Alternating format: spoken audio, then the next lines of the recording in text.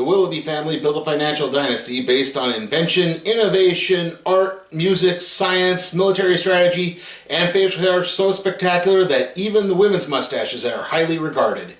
However, this has all come to a screeching halt with the most recent generation, who are so self-absorbed they've completely neglected their children, the eldest Tim, daughter Jane, and twins, both named Barnaby. To that end, the children have devised a plan to willingly orphan themselves by sending their parents on a trip they can never possibly come back from. However, the parents have left the children in the care of a nanny, so they're not completely alone. The nanny, Linda, bonds with the youngest. However, Tim still rankles, wishing to still achieve greatness for his family. But Tim's going to have to realize that, well, his greatness might have to lie in not being one of the Willoughbys. So, yeah, this movie is a real mixed bag. I'll say this is an animated movie on Netflix. There's some really great voice acting. The animation is really spectacular. I don't know if it's exactly the same company that did the Klaus movie that was so big a few months ago, but it seems to be very much in that style. It's kind of this construction paper, not quite stop motion, but in that kind of, like, their hair, the Willoughby's hair, the Willoughby children's hair in particular, is very yarn-like. So it has kind of this maybe doll motif to it. It's really hard to describe, but I really did like the animation in this. I like the voice acting in this. I like a lot of this. But unfortunately, the pacing is just terrible. It's really uneven. The movie starts out a little slow, and then it gets really fast, and then it goes really, really slow again, and then it gets really, really fast again. And unfortunately, it's like, it's in the bits that are supposed to be slow are way too fast, and the bits that are way too fast are slow. If you may, I would rather have some speed in some of these other parts where it's hard to explain, really. I guess I need to get more into the plot. Like I said, the Willoughby children are completely neglected. That is until the narrator, who is a cat who's been witnessing all of this, alerts them to the presence of a foundling that was left at their front gate. And the parents really don't want another kid, so they basically kick the children out and say, look, you don't come back until you drop this orphan off at the orphan services or find its proper home.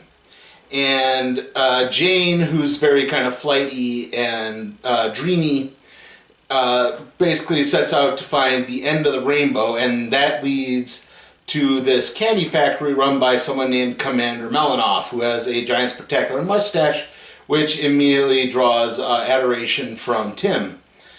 And this is kind of where, after they drop the baby, who they name Ruth, off at the commander's place.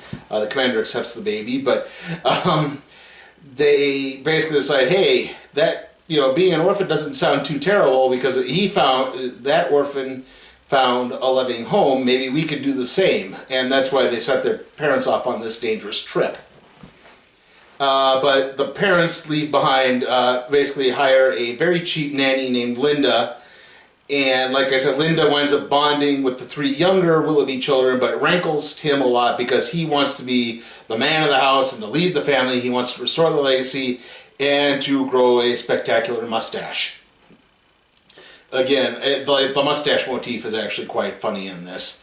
And that, like I said, so that's where you're getting the... Like, that first bit, right up until they find the baby, it's really, really slow. And then after they find the baby, and all of that happens, it gets really fast again. And as this is happening, the parents are avoiding all the death traps that are on the vacation, but they've completely exhausted their funds, so they decide to sell the house without the children's knowledge. They do message the nanny. And when Tim finds out and explains to the other kids what happened, they basically decide to turn on the nanny, and in the process, Tim winds up calling the Department of Orphan Services, who are, they're like child services. They break the family up. They will break the family up, and it turns out that Linda, the nanny, is also an orphan. And so it kind of hits on Tim that the only way they're going to keep the family together is to get their parents back, and so that's what the last half of the movie is trying to do, but there's a bit of a twist in there too. I'll stop at spoiling the whole thing at that point. But yeah, like I said, that part is, again, it's a little too slow, because it's like they get to because Linda finds out about Ruth and demands that they get her back. They go to the candy factory and actually discover that Melanoff wants to keep Ruth. He likes Ruth, but the factory needs to be baby-proofed.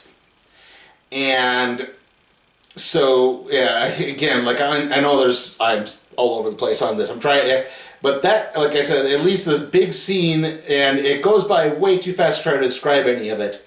And then we come back, and then it's all them plotting again. It's like you're kind of getting the idea that Tim is coming to accept Linda a little bit, and then immediately they turn again. Like, I wish the story would take a few moments to stop and really breathe, because it's jumping immediately from one bit to the other, to the other, to the other, to the other, to the other, to the other, to the other, and it's like it's not stopping. And I really wish it would just stop for a little bit, like just like I said, there are parts that go way too fast, and then there are parts that just go way too slow. I mean, overall, I enjoyed the film, but again, it's the pacing that really kind of did it in for me. I'm going to wind up giving this film a B-. I think that's about the best I could really give it. Like, I don't want to go entirely down into C, because I really did enjoy it. Most of it, it's just, again, that pacing really killed it for me.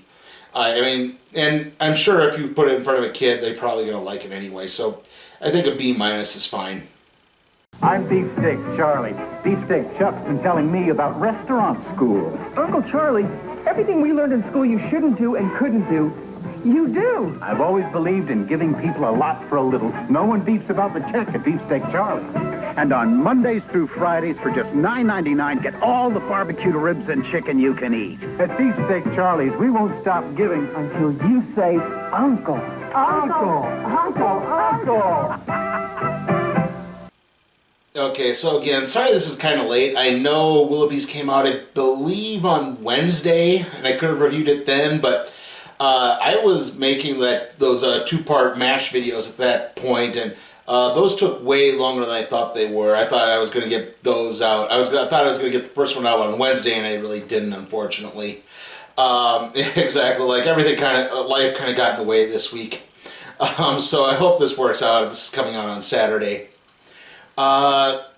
Next review, I'm going to be doing Brews Brothers. That's B-R-E-W-S, as in brewing beer, because it's a comedy about craft brewing. It looks kind of fun. I know it's more of a TV series, obviously. It's in 8 parts. It says season 1, but you never know with these things, so I guess you could just call it season 1 for now. That'll be the next formal review video. I don't know. I know there's a movie coming out.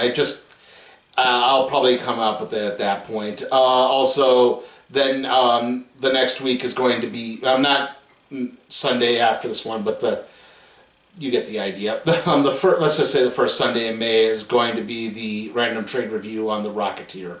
See you all next time.